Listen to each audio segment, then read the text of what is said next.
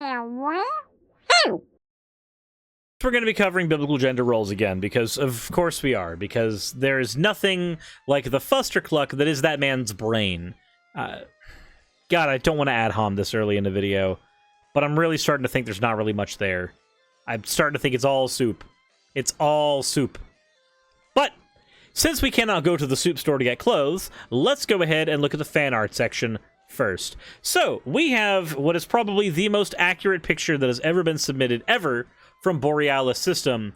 It is canon fan art then versus canon fan art now.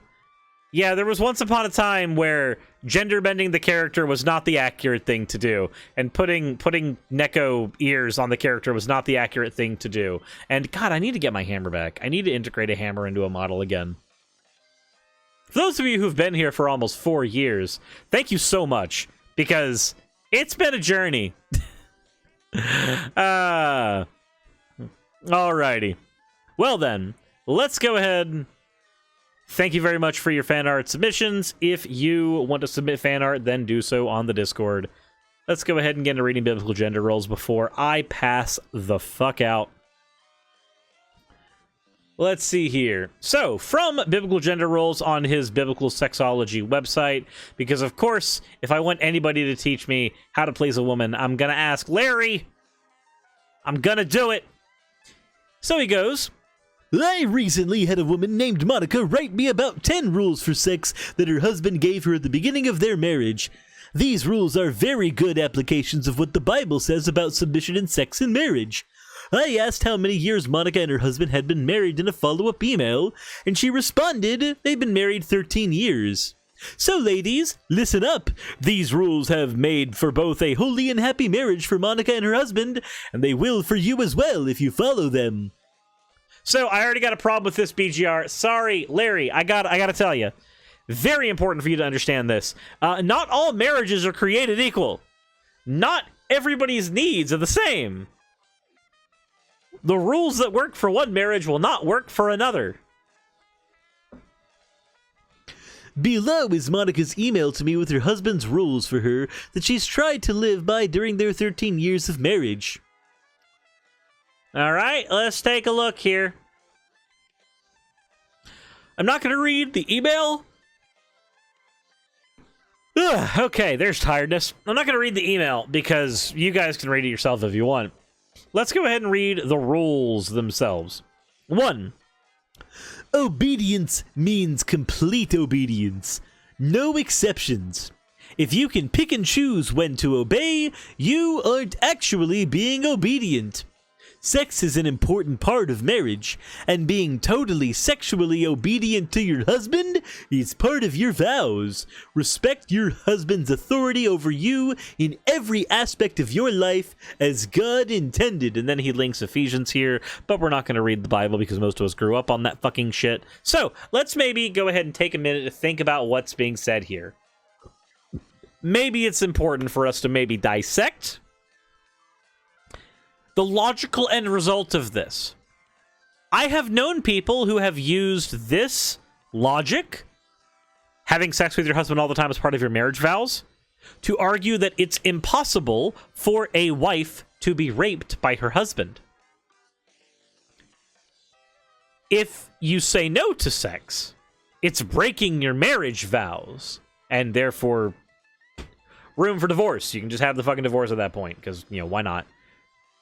This is a really, really disgusting way to think about marriage. Marriage vows, this is you carrying financial stability together. You are carrying each other's burdens emotionally, physically, etc. But you are still not owed someone's body. A marriage does not suddenly make you owe someone their body. If you do not consent to sex, if you do not consent to anything, then that's not a thing that should happen here. Though this type of argument, the way this is worded, makes it seem like consent is not a factor to consider at all. This is how people come to the conclusion that rape is impossible in these types of relationships. And it's a toxic and disgusting way to think about things. Next, your main pleasure from sex comes from you pleasing your husband. Sometimes sex will be physically pleasureful for you, and sometimes it won't be. But either way, if you satisfy your husband, then you will be fulfilled, knowing that you have pleased your man. Why the fuck would you stay in a relationship with somebody when they send this to you? Why? Why? Okay, let's say, hypothetically, that you're getting in a relationship with someone, and you tell them, it doesn't matter what your fucking gender is, I don't give a shit for this argument, it doesn't matter. You tell them, you know, all that matters is that you sexually satisfy me, okay? Look, I don't care if you're dripping wet and you have the bluest of balls. All that matters is that I am satisfied. When I give my lion's incel roar and my tummy ache is gone, then you will be fulfilled, knowing you did your goddamn duty. that's... I did not want to hear Mickey Mouse say dripping wet. Look, all I'm saying is I was never fully satisfied by Minnie. That's why she's gone and she's fucking goofy. Jesus Christ. You must satisfy Mickey because the Communist Manifesto says it. Okay. But yeah, no, this idea is fucking dumb. The idea that sex is only for one person and that sometimes by chance it might be good for you. You know who has this type of thought?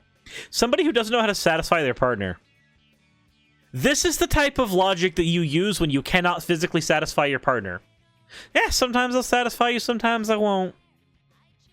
Like, no, you should be striving to try, and you know what? If you fail, that's okay. You guys can have a conversation over what you didn't do right. But maybe it'd be a good idea to accept the fact that you two are fucking human beings and should have equal footing here. I didn't say my wife was very silly. I said she was fucking goofy.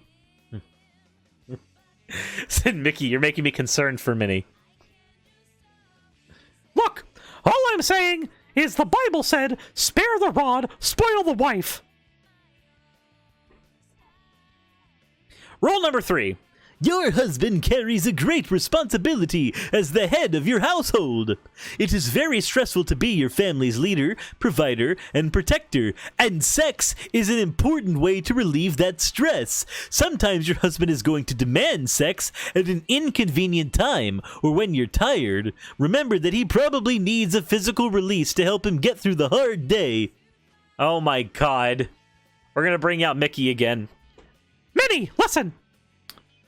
I've had a very hard day running the Disney Corporation. I need you to spread your legs for me. If you don't do that right now, you are not doing your womanly duties. You are nothing but a fucking cocksleeve for me. That's what I hear from this. You're just, like, according to BGR, and according to the fucking idiot who wrote this article, the wife is nothing more than a tool to be used to relieve the husband.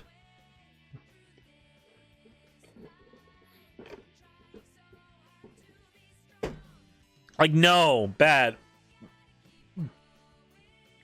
I am slightly concerned that Suris hears this in the Mickey Mouse voice. Well, Miyakota Storm, now you will hear this in the Mickey Mouse voice.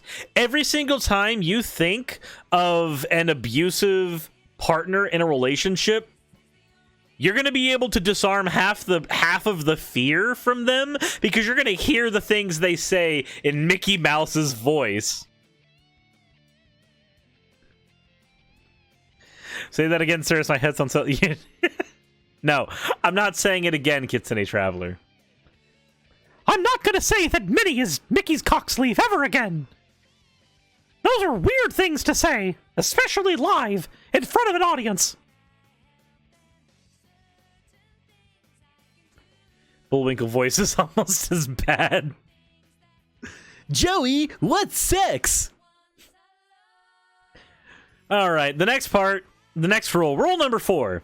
The man wants an enthusiastic sexual partner. Sometimes you're gonna feel that what your husband demands of you is degrading or humiliating, but your obligation is to submit to him. So always have a smile on your face and be eager to please when your husband demands your sexual service, no matter what it is. No matter what it is. Minnie, today we're having a threesome with Donald's wife. Donald can't get it up anymore, and he refuses to buy Viagra, so Donald's wife is coming over, and I'm gonna fuck the shit out of her while you watch. This is what I need. I had a stressful day. I don't care if you don't want to see it. If it's degrading or humiliating, it doesn't fucking matter. It's about what I want. I'm the king of everything. I'm the mouse. That's what I fucking hear. That's what I hear here.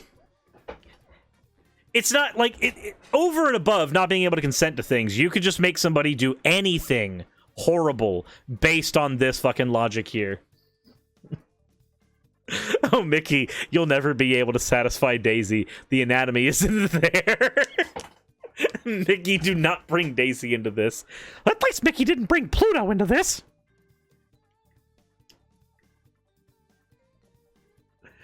Anyways. So BDSM bad, force scat play good, right? Yeah, no, apparently. Look, I know that it's debilitating for you, that I want to piss all over the bed and make you clean it up. But it doesn't matter how degrading or humiliating it is. Your obligation is to submit to me, so have a smile on your face while you do it. No crying. Rule number 5. Every man has his own personal sexual needs and desires, and your responsibility is to meet those needs in the way your husband chooses. He is going to train you to please him the way he wants, and that you need to work your hardest to learn what he likes and to always be attentive to his particular needs and preferences. Jesus fucking Christ. Okay. So, yes, everyone's sexual needs are different. Your responsibility is not to meet them, though. I'm sorry. Like, the BDSM side of my brain is like, he's gonna train you to please him. Oh, that's kinky. But then I'm like, wait, no. This is literally somebody just trying to argue that you have to forcibly consent to everything they ever do. Rule number 6. Men are visual creatures, and you need to keep your body in shape and always look your best. Work out and eat right to keep slim and sexy. Pay attention to your hair and makeup, even if you're just at home. Embrace body modifications if your husband thinks they will enhance your beauty. Oh my God. So, we're doing this one in Mickey again, right? We're doing this one in Mickey again? Okay. Well, we're gonna do this one in Mickey. Minnie, you know, I've been seeing that Donald's wife, whatever the fuck her name is, she's got big bazongas. I mean, big honking honkers. I mean, she's got giant fucking tits. You should have them too. Look, I understand that you don't want the back pain. I need you to have triple double Ds, bitch. I need them right now. You're going to the doctor tomorrow, and they're going to tell you to lose all the weight so you can take this right now. I don't care that you're going to need physical therapy for a year after this. I don't give a shit. Embrace the body modification. I'm your husband, and I think they will enhance your beauty. Jesus fucking Christ. Jesus fucking Christ. Like, I'm not even worried about the, like, workout, eat right, keep your body in shape, always look your best. Because, like, misogynistic as it is, we all want our partners to be attractive. Sure, why not? I am mostly concerned with this fucking bit right here. Just... yeah, no, go. Force your fucking wife to go get surgery to look better so you can jack off easier. Jesus fucking Christ. Number 7. Dress the way that your husband instructs. Men like to show off their wives. Oh yeah, you're literally a fucking trophy to these people. You are your husband's prize. Wearing revealing clothes does not make you a slut. You can be a faithful Christian wife and also look sexy, desirable when your husband takes you out to dinner or out on the town and to the beach. It might take you some time to feel comfortable with some outfits, but you will be happy when you see your husband's pride when he shows you to the world and lets people know you belong to him. I was supposed to read that whole thing in Tristan's voice, and instead, I read it in Mickey's. Ha! The voices in my head are getting real strong right now. So, this basically just boils down to the woman's not a person. She's a thing. She's an object. Like, that's it. That's all a woman is to this person. That's all a woman is to this person. An object to be possessed. That's it. That's all it fucking is. So the more you read, the more sick to my stomach I get. That's why I use the funny voices. I have had, and you know what? I'm sure one of you is going to comment this in the section below. To you, whoever the fuck you are, we're just going to call you Steve, right? I got a history with Steves. We're going to call you Steve. Whoever the fuck you are. Your name is now Steve. Steve, when you decide to comment on this video, something to the effect of, well, I just think that when he uses the silly voices, it really takes away from the content. Dude, I really just don't give a shit. I have 5 fucks to give, and none of them are spent on this particular thing. They are all spent elsewhere, on things far more important than that opinion. Infinitely more important. If I want to use a silly voice when I'm covering something, especially when I've been streaming for 4.5 hours, I will use a silly voice. Steve, from the comment section. Hey, somebody caught the reference automatically. You are now under the command of Medic Ishtar, for your name is Steve, and my army of Steves will take over the world. I had Joey Wheeler legally change his name to Steve. Now my mind control works on him. So if that's your king, great, go forth with enthusiastic consent. Otherwise, run. Yep.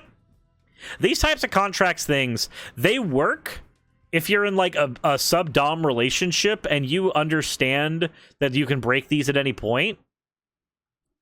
Wait, Memory Martin, you don't get it? Yu-Gi-Oh! The Abridged series, there was a joke in there that Merrick could only control the minds of people whose name were Steve. So he'd be like, behold my army of celebrity Steves! Stone Cold Steve Austin! Steve Buscemi!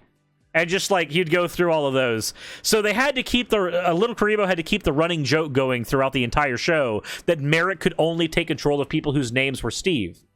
So when he took over people, he had to write in that, oh no, they legally got their name changed to Steve. That's what they had to do. Rowan Lowshot, thank you very much for the follow. We have the next rule. The Bible is very clear that your husband is your master, and that God expects you to always respect his absolute authority over you, and serve and obey him in every way. As my husband has told me many times, I can do things the hard way or the easy way, but either way, I'm going to do them. So take the easy way by submitting to him with a smile on your face.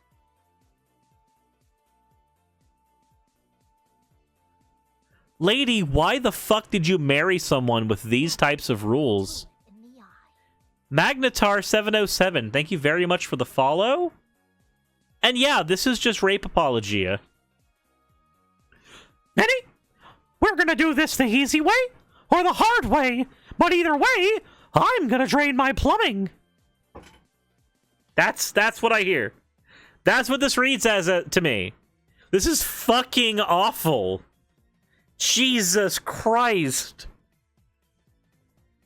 My question is how they've lasted 13 years. So, look. There are plenty of... I can tell you how this has lasted this long. I can tell you exactly how. but it would involve talking about people very close to me. But I have seen relationships from people close to me who I've grown up around that mimic this dynamic, and they lasted very long. And when one of the people in the relationship died, the first thing the other partner felt was freedom.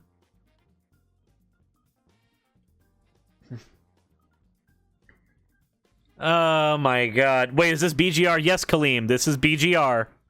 This is BGR. Ay, ay, ay. Magnetar, what you've walked in on is an article written by a dude who runs a website called Biblical Gender Roles, and this website over here. He made a secondary website called Biblical Sexology, exploring God's purpose for sex, and we are basically reading the 10 rules for an incel. It's called the 10 rules for sex for wives, but they're basically various ways in which the fucking husband has told the wife that yes, it's okay if he rapes her, and it is gross. That explains why it's so bad. Yep.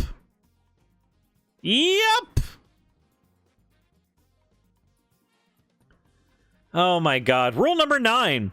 Sometimes your husband will need to punish you when you fall short of his expectations. Be grateful that he takes the time to correct your behavior, and thank him for helping make you a better Christian wife.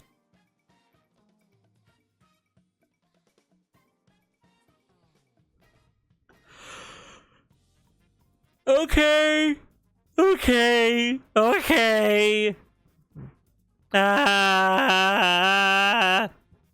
Fox of Fate 1, thank you for redeeming your hara hara. You're not even a monster for that one. You're just trying to have mercy on everyone here. I get it.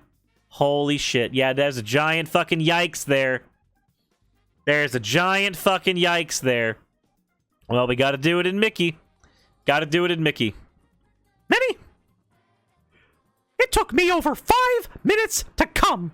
That is unacceptable. You should be able to do better. I am a busy man, and I do not have 5 minutes of time for you to get your shit together. I'm gonna have to get the belt, and when I'm done, you are going to know true pain. You will be the best Christian wife. I will not beat you to the same extent that our Lord Jesus Christ was beat to, but I will make you feel salvation.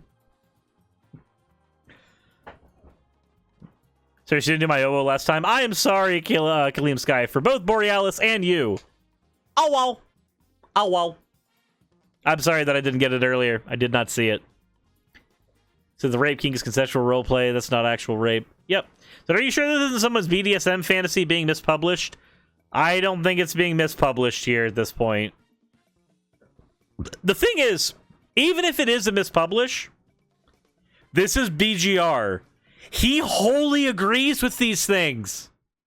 He believes these 110%. So redeem to hydrate. I got you. Like, he believes these things. A sexually satisfied husband Is number 10. So we're going to read number 10. The sexually satisfied husband makes for a happy home and marriage, and the key to a sexually satisfied husband is a wife who thinks of his sexual pleasure and embraces her submission to him. Be your husband's sexual pet, always cheerful and humbly grateful for being the woman that he has chosen to please him. Minnie, it's very important to me that you understand that the highest purpose you can serve in life is by being my cocksleeve. If it weren't for that, you would be nothing. You are my sexual pet. You should always be cheerful and humbly grateful that I have chosen you to please me, the leader of the biggest corporation in all of the world. Disney will own everything. Gotta get all the liquid you can when content like this makes you vomit uncontrollably. Yep. That's what this boils down to.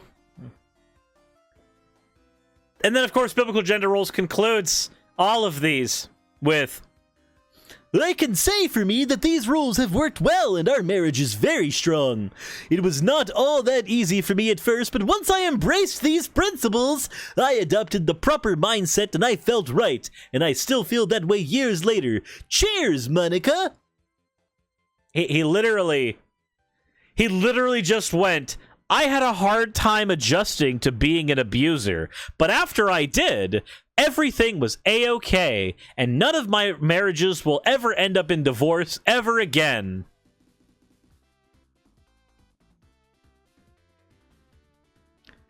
I don't think someone like this is redeemable. Yeah, no, I'm not 100% certain if things like this are redeemable. Let's see here. Only one comment has been published here. These are great rules to live by in your marriage. My husband never gave me a set of rules. He trained me to be who he wanted me to be and to dress the way he wanted me to dress. We are getting ready to celebrate 42 years together, and although we've had a few rough years when the kids were little, and I put on some weight and became jealous, our life together has been good.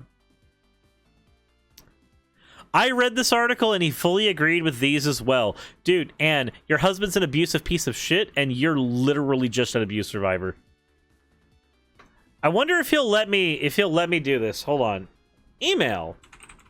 Let's go ahead. surisfaroon@yahoo.com. Name Suris.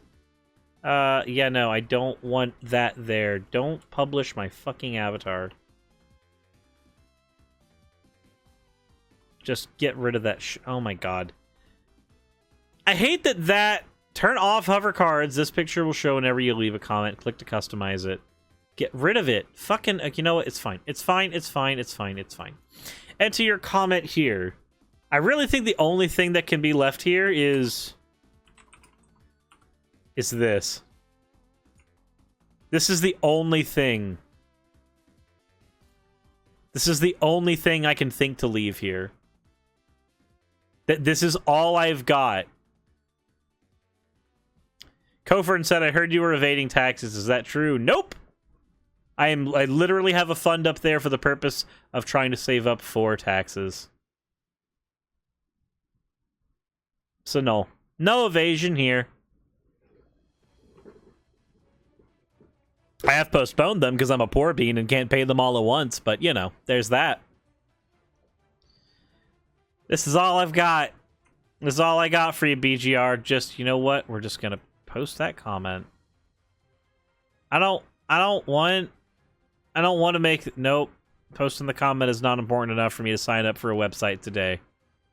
Not today. Especially because I know that he's not going to publish them because he curates all of his comments because he's a fucking coward. Jesus Christ. You're in BC. Give Garage a hug for me. Socialix, I am only live for a little bit longer. I am just cringing here, and if you enjoyed cringing along with this, let me know in the comment section below when you watch this on YouTube. If you didn't enjoy this, well, here's the thing. Leave a like if you enjoyed, and leave a dislike if you didn't. But if you leave a dislike, make sure to click it twice just to be sure. With that said, though, as always, everyone, I totally stole that joke from another YouTuber, by the way. Anyways, as always, everyone, insert end of video tagline here.